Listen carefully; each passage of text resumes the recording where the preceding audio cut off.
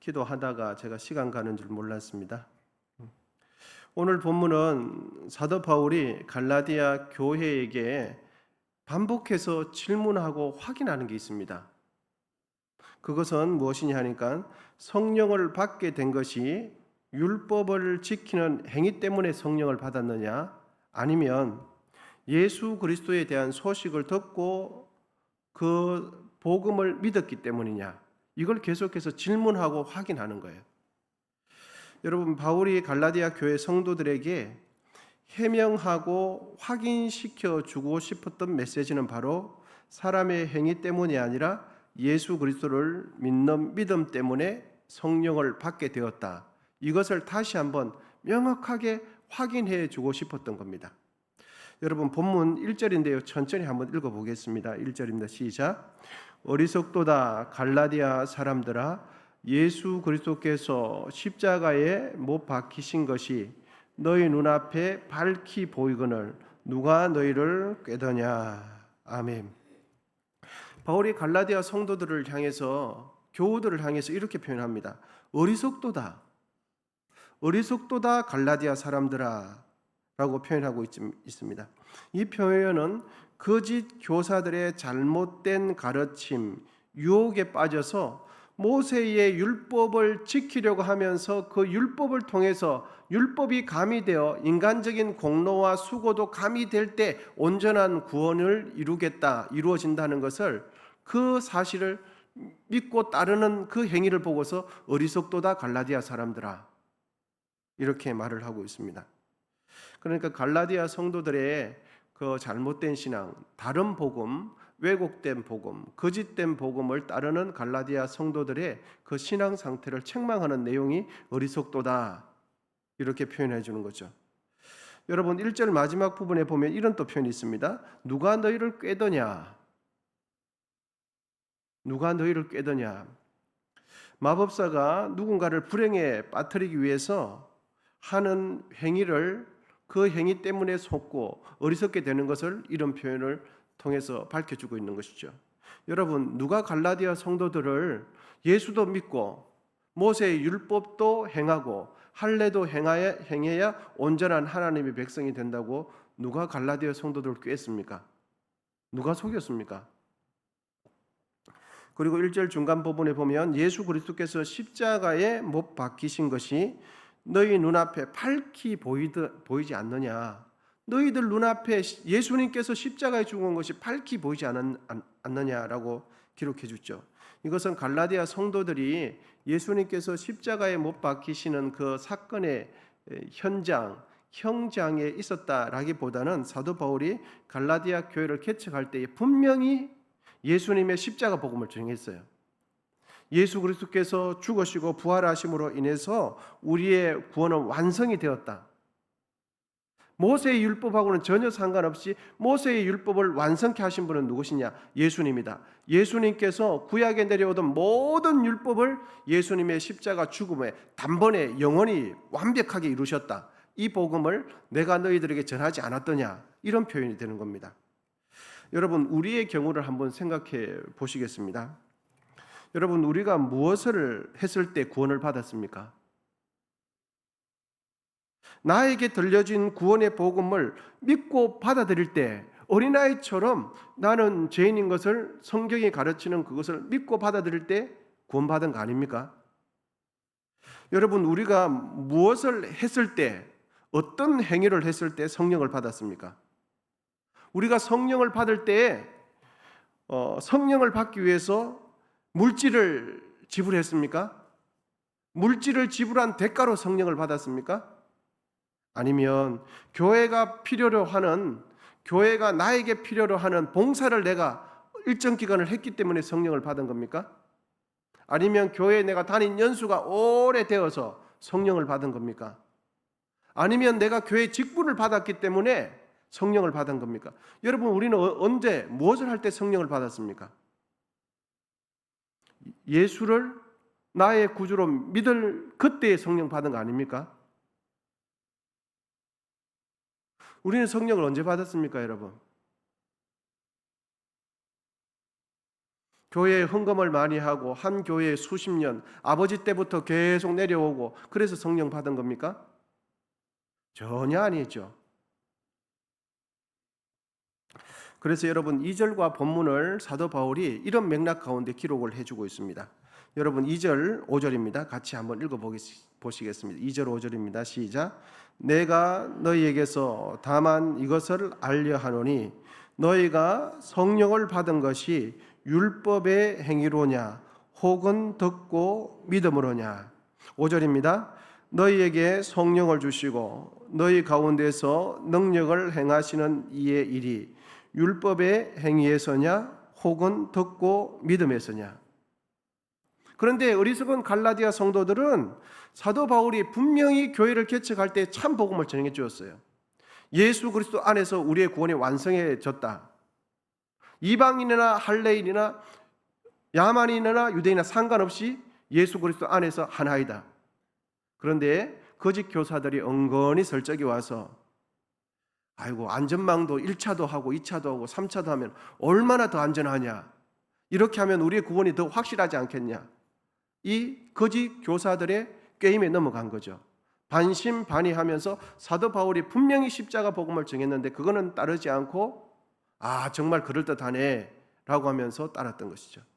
그래서 사도 바울이 너희가 성령을 받을 때 무엇을 통해서 받았느냐 기록해주고 있습니다.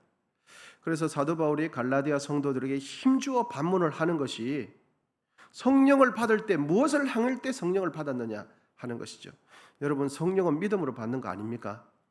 예수님께서 나를 위하여 죽으셨던 그 예수님을 나의 구주로 믿는 그 순간에 주가 예수님이 나의 주인이라는 것을 받아들이는 그 순간에 성령께서 역사하셔서 성령을 통해서 우리 안에 주님을 오시는 거 아닙니까? 그런데 여러분 우리가 보통 기도를 많이 하고 봉사를 많이 하는 것과 약간 맞물려 있는 느낌이 있으시죠? 기도를 막 부르짖어서 기도하고 그렇게 해야 성령 받는 거 아닙니다, 여러분. 그럴 때 왜 성령을 임하냐 하니까 지금까지는 내 안에 내가 너무 많았던 거예요.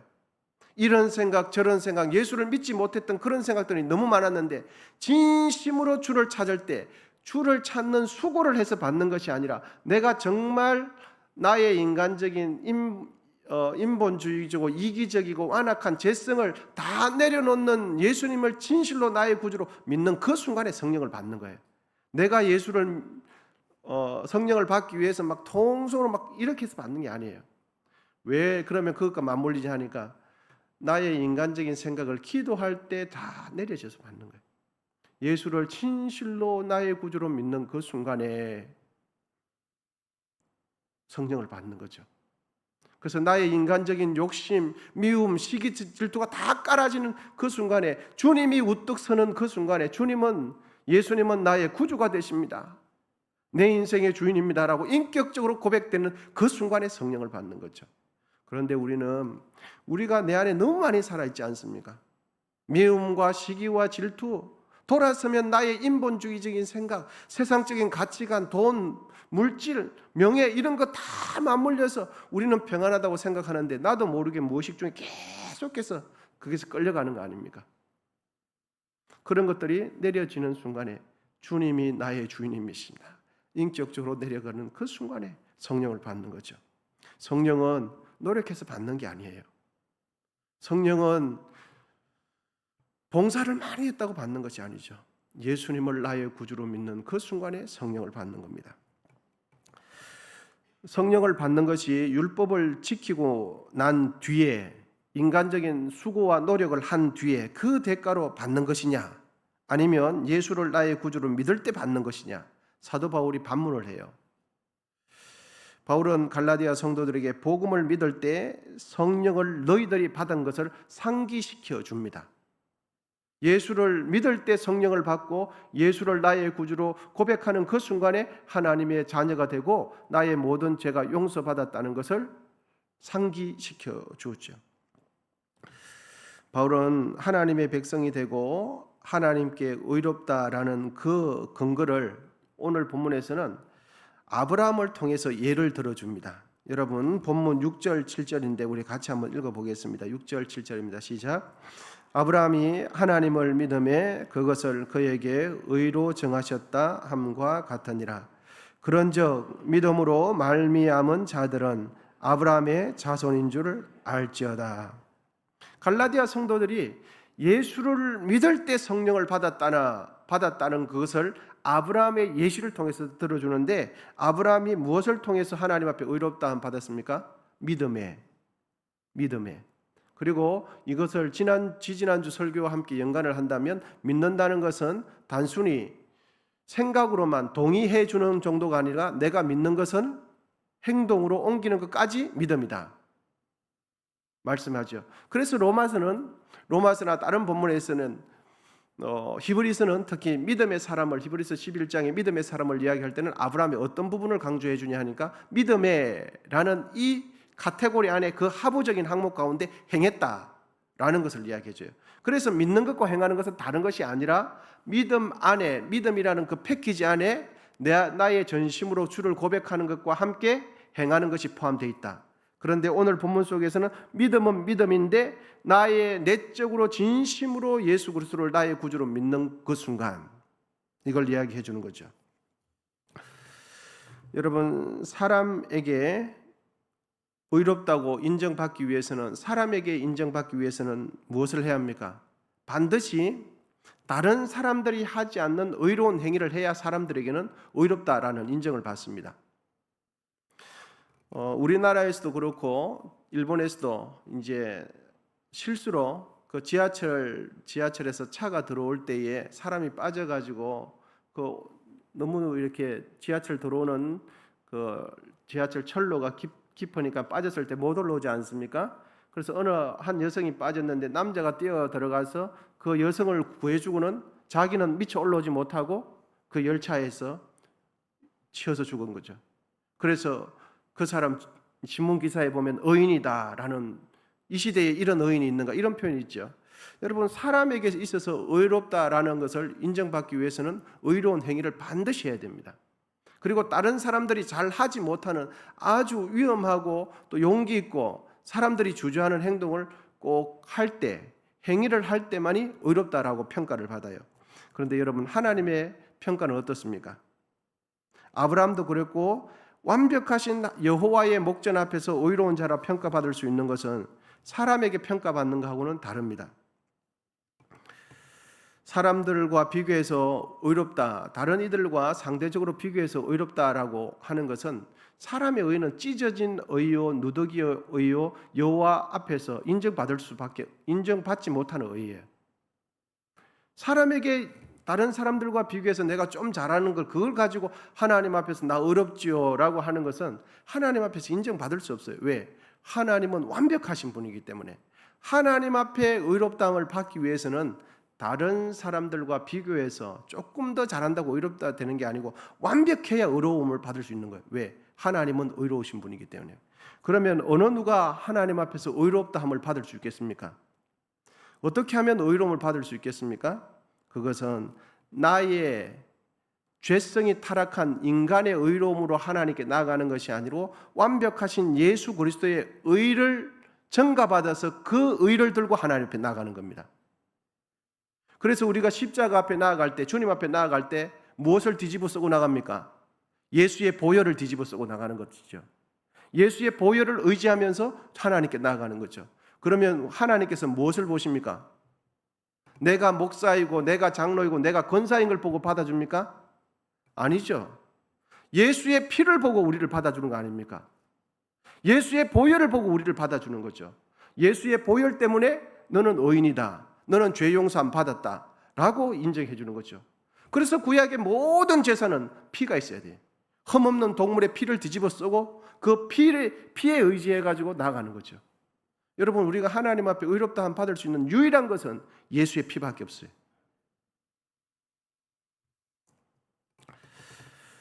예수를 믿는 우리도 대부분 다른 사람들과 비교해서 내가 의롭다라는 생각을 자연적으로 하게 되어져요. 예를 들면 신앙 경력이 긴 분, 50년, 30년, 누가 이렇게 의롭다라고 인정해 주다는 내 마음속에 자꾸만 그런 생각이 올라와요. 왜? 저 사람 우리 언성교회 10년밖에 안 되는 나는 30년 다녔네. 저 사람은 30년밖에 안 됐는데 나는 50년 다녔네.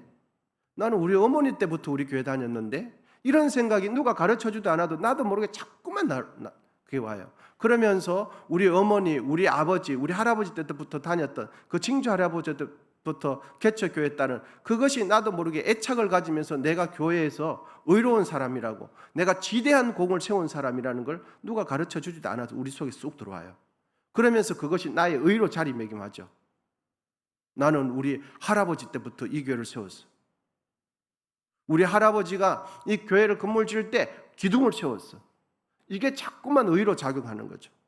그뿐만 아니라 교회 봉사 연수가 다른 사람은 예를 들면 한 곳에서 한 10년 하면 길게 했다고 하는데 나는 한 30년 했네. 찬양대를 30년 했어요. 주차 봉사를 쉬지도 않고 한 20년 했네. 그게 여러분 누가 가르쳐주지 않아도 나에게 의로움으로 자꾸만 와요. 나는 그래도 20년, 30년 했는데. 그래서 뭐 폐 안 준다고 서운해하는 거죠. 여러분 그것만 그렇습니까? 아니면 다른 사람들이 다 지저분한 거, 손 안 대는 거 내가 허리를 숙여서 했어요. 하고 나면 아무도 안 했다는, 그것을 내가 했다는 생각이 자꾸만 들어와서 의로움이 자꾸 생겨요. 왜? 세상 사람들은 그렇게 하면 의롭다고 인정해 주니까. 자기의 수고를 너무 크게 보는 거예요. 내가 수고하고 내가 헌금하고 이것을 너무 크게 보는 거예요. 왜? 세상의 사람들은 그걸 다 인정해 주기 때문에. 그러면서도 하나님 앞에 나아갈 때도 이걸 들고 나가는 거예요. 내가 수고한 걸 들고 나가고, 내가 봉사한 걸 들고 나가고, 내가 헌신한 걸 들고 나가고, 내가 헌금한 걸 하나님 앞에서 그걸 들고 나가는 거예요. 여러분, 하나님께서 완벽하신 그 하나님께서 보실 때 인정받을 수 있는 의는 물질 가지고 인정받을 수 있겠습니까? 나의 수고 가지고 인정받을 수 있겠습니까? 나는 어릴 적부터 이 교회 다녔는데 이것 가지고 그렇구나, 그럼 하나님께서 참 잘했다 이렇게 하시겠습니까? 하나님께서 인정하시는 의는 예수의 피밖에 없어요. 완벽하신 예수님, 그분밖에 없습니다. 그러므로 사람이 하나님 앞에 의롭다 되어 구원받을 수 있는 유일한 조건은 믿음이에요. 왜 믿음이냐? 믿음은 연합을 이야기하기 때문에 그랬어요. 믿음은 예수님과 나의 연합을 이야기해요. 내가 믿을 때 예수님이 성령으로 내 안에 계시죠. 그러면 하나님께서는, 성부 하나님께서 나를 볼 때 나의 의를 보는 것이 아니라 내 안에 있는 예수 그리스도의 의로움을 보시고 우리를 의롭다 해주시는 거죠.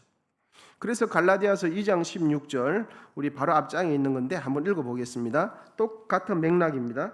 2장 16절입니다.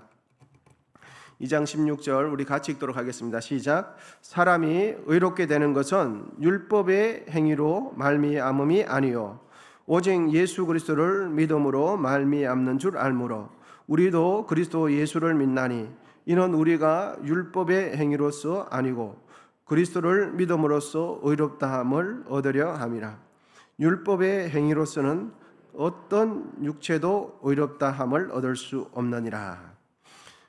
주일 설교도 연간해서 어떤 육체라고 할 때는 이 육체는 사람의 신체나 바디를 이야기하는 게 아니라 성령을 제외한 모든 것들, 나의 수고, 나의 경력 이런 것들을 육체로 표현하는 거예요. 그러니까 나의 경력과 나의 수고 이런 것들을 이것 가지고 하나님 앞에 의롭다함을 받을 수 있다 없다? 없다고 말씀하는 거예요. 로마서 1장 16절에서 17절입니다. 내가 복음을 부끄러워하지 아니하노니 이 복음은 모든 믿는 자에게 구원을 주시는 하나님의 능력이 됨이라. 먼저는 유대인에게요 그리고 헬라인에게도라. 복음에는 하나님의 의가 나타나서, 여러분 이 복음은 무엇을 이야기할까요? 누구를 의미할까요? 예수님. 예수님에게는 누구의 의가 나타납니까? 하나님의 의. 하나님께서 인정해 주시는 의가 예수님 안에만 있다는 거죠. 그래서 믿음으로 믿음에 이르게 하나니 기록된 바 오직 의인은 믿음으로 말미암아 살리라 함과 같으니라. 여러분 본문 9절인데요. 본문 이제 9절 읽고 말씀을 마치도록 하겠습니다. 시작. 그러므로 믿음으로 말미암는 자는 믿음이 있는 아브라함과 함께 복을 받느니라. 아멘. 아브라함이 하나님을 믿음으로 의롭다함을 인정받은 것처럼, 하나님을 믿음으로 복을 받은 것처럼 우리도 나의 공로, 나의 당연히 주를 섬기면서 수고해야죠. 정말로 정말 평생에 내 집처럼 더 아끼면서 수고해야죠.